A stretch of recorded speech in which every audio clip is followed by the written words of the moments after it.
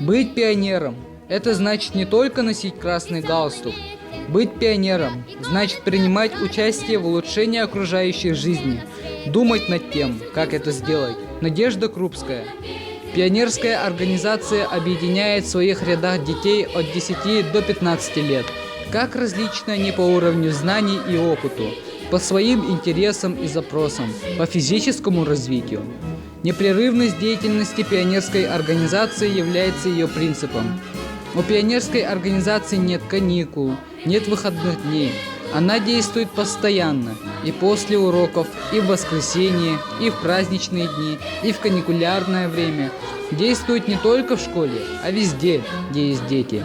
Во дворах, домах, где они живут, в зонах пионерского действия, в парках, на стадионах, в городских и загородных лагерях, во внешкольных детских учреждениях.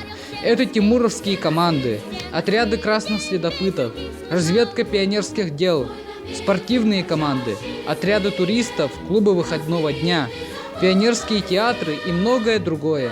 Завершают они свой пионерский путь подростками, на пороге вступления в жизнь, задумывающимся о выборе профессии, готовящимся стать комсомольцами.